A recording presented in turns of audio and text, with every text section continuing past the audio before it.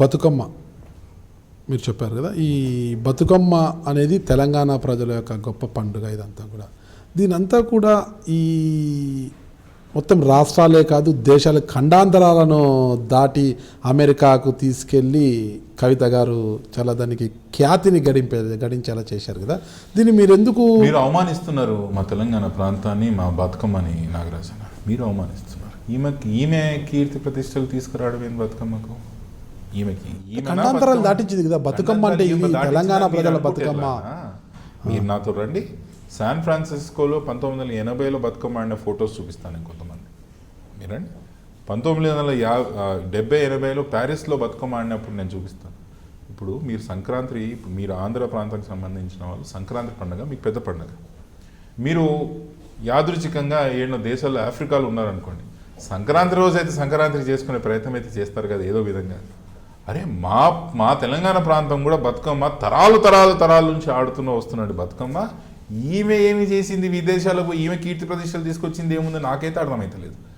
అంటే మీలాంటి వ్యక్తులను, ఏదైతే తెలంగాణ సంస్కృతి అంతో ఇంతో కొంచెం అవగాహన ఉన్న వ్యక్తులను కూడా ఈ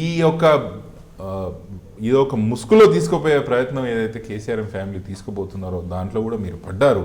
దాంట్లో పడినందుకే మీరు ఈ ప్రశ్న నాకు అడిగినారు. ఈమె ఎందుకు విదేశాలకు పోయి కీర్తి ప్రతిష్టలు తీసుకొస్తుంది బతుకమ్మ, మీకేంది అభ్యంతరం అని. ఈమె తీసుకురాలేదు కీర్తి ప్రతిష్టలు.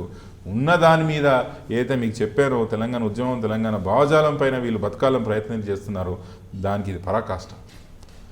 కేసీఆర్ గారు తెలంగాణను చాలా విజయవంతంగా అభివృద్ధి పథంలో నడిపిస్తున్నారు. అంటే రైతుల పట్ల, కర్షకుల పట్ల తాను చూపిస్తున్న ఆదరణ బాగుందని చెప్పి ఇటీవల ఢిల్లీకి చెందిన ఒక ఇక్వా అనే సంస్థ కూడా అవార్డు కూడా ఇవ్వడం జరిగింది కదా.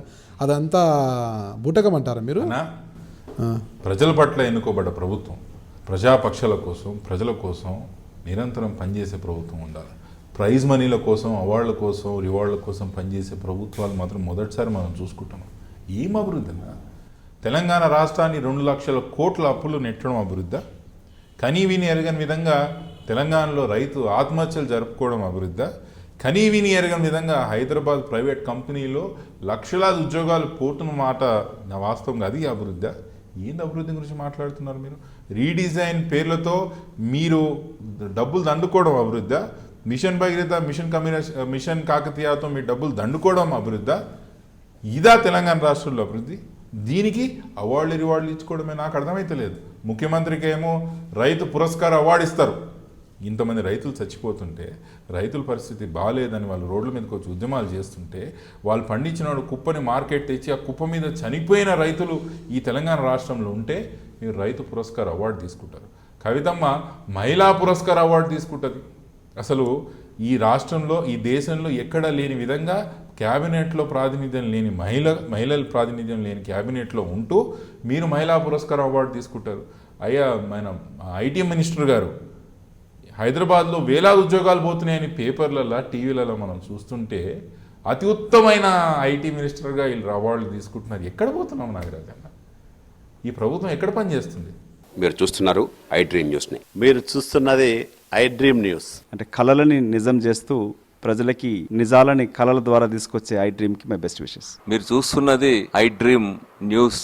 మీరు చూస్తున్నారు I dream channel. For more videos please subscribe I dream. మరిన్ని వీడియోల కోసం ఐ డ్రీమ్ని సబ్స్క్రైబ్ చేయండి. Please subscribe I dream. And I'm very much satisfied with the way interview went on. Kindly subscribe to I Dream. For more videos, subscribe to I Dream. And loads of fun entertainment and content. Do watch I Dream.